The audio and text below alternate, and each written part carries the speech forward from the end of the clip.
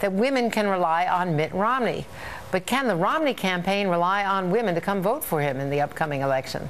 Joining me now is Republican Senator Kay Bailey Hutchison of Texas. Senator, great to see you. Thanks so much. Thank you, Let's Andrea. talk about the gender gap, because the new Washington Post poll today again has a gender gap with Mitt Romney on the losing side of that, and that is going to be a big issue as we get closer to Election Day. Continuing to be a big issue is whether or not he can close that gap. Why do you argue that Mitt Romney actually is a good bet for women? Because I think his record in the private sector is so good, and because he's been a successful governor and a successful manager of the Olympics, he's taken tough issues in all of those jobs, and he has done a good job of turning it around. And that's what this country needs right now, is a turnaround. You write in the Houston Chronicle, your op-ed, you wrote, "The Democrats and the White House are talking a great deal about a Republican, quote, war on women. Color me highly skeptical." You write, "All such talk makes me wonder, do the major problems plaguing our nation these last few years have all that much to do with gender? As a woman who has spent her life fighting to banish forever the ignorance that women are incapable of engaging the pressing issues of the day, I can tell you that the answer to all of those questions is no."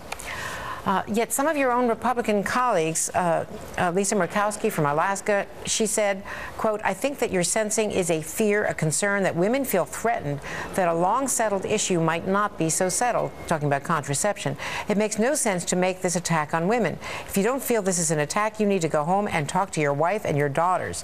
That's what she wrote in April.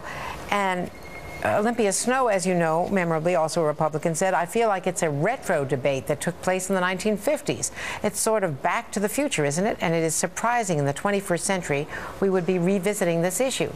There are, certainly in Texas, as you know, state laws that roll back access to Planned Parenthood, to contraceptive screening. So why don't you feel that there is something going on in the Republican Party, state by state, in more than 30 states now, that do attack women's rights? Well, I think the issue of contraception is settled. Obviously, women can get contraception, and they should have the right and the freedom to do so.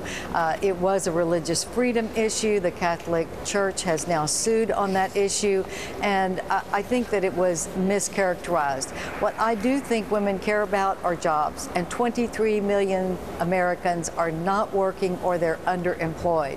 And women understand that, and they want their families to have a solid foundation and to be able to do the things that the quality of life that they have had would suggest that they should be able to do. And Mitt Romney is the one who can do that. And frankly, Andrea, President Obama has had 3.5 years to do something about the jobless rate, and he has failed.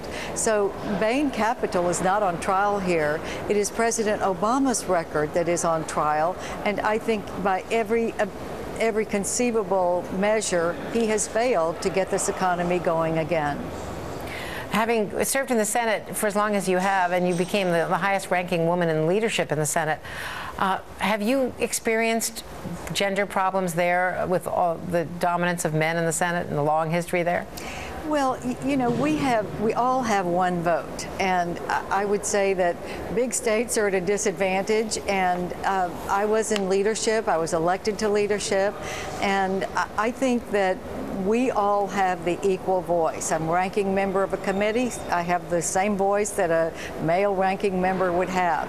I think we have our policies and our goals, and right now it should be a jobs policy, and I believe the way to get jobs created is to let the private sector run, let it go, take the onerous regulations off, take the taxes off, stop talking about more fees and fines and the Obama healthcare takeover.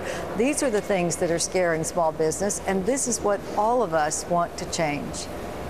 Kay Bailey Hutchison, thank you very much, Senator. Thanks for being with us today. Thank you, Andrea. And talk about being in the right place at the right time twice. A Cincinnati Reds fan